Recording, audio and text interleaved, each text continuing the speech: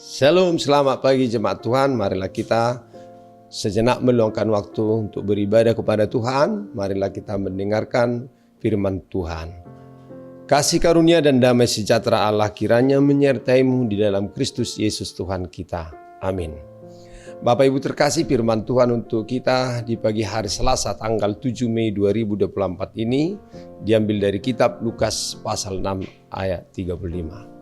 Demikian firman Tuhan, tetapi kamu kasihilah musuhmu dan berbuatlah baik kepada mereka dan pinjamkan dengan tidak mengharapkan balasan.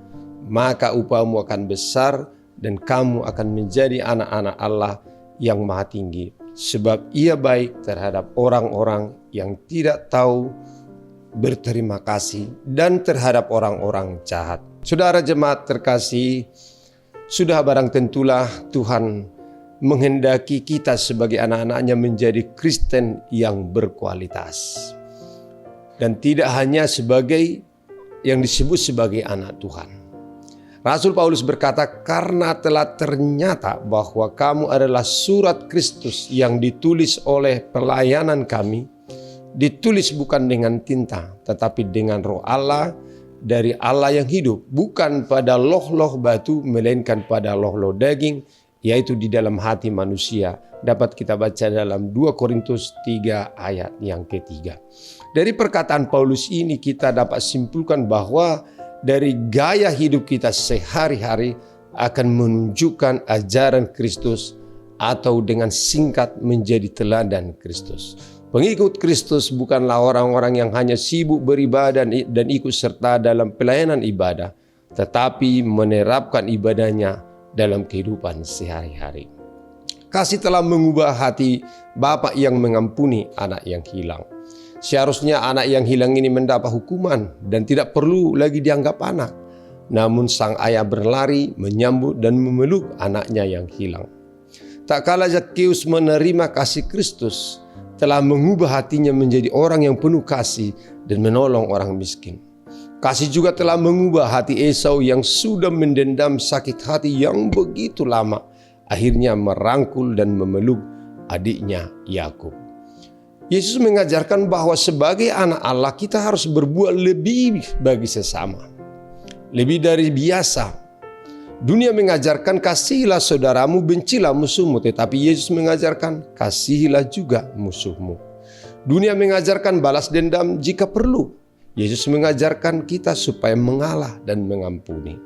Dunia mengajar kita berbuat baik kepada orang yang berjasa kepada kita. Namun Yesus mengajar kita untuk berbuat baik bahkan terhadap musuh.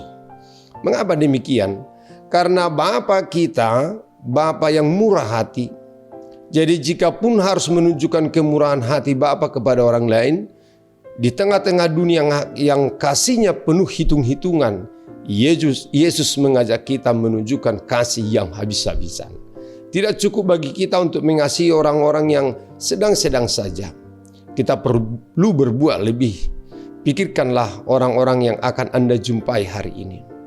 Renungkan bagaimana saya bisa menunjukkan kasih dengan lebih lagi. Amin. Mari kita berdoa. Ya Allah Tuhan kami, Engkau sungguh sangat mengasihi kami. Engkau tidak membalaskan kesalahan kami. Sesungguhnya kami adalah orang-orang yang layak dimurkai. Namun rangkulan kasih Tuhan dan kerelaan Tuhan untuk menggantikan kami menanggung aib dosa, Engkau rela untuk disalibkan. Itulah teladan kami sehingga kami juga mau mengampuni orang yang bersalah kepada kami. Dan bahkan Tuhan kami bermurah hati. Biarlah oleh cinta kasih, cinta yang kami berikan kepada orang yang membenci kami, menyadarkan mereka akan kasih yang sesungguhnya.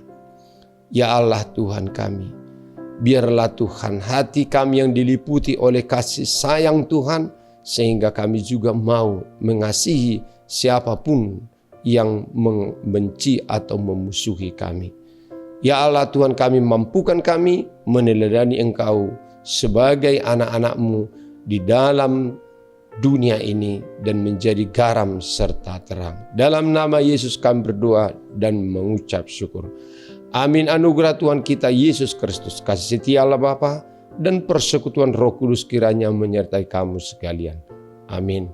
Selamat pagi Bapak Ibu, selamat melanjutkan aktivitas kita hari ini dan Tuhan memberkati. Horas.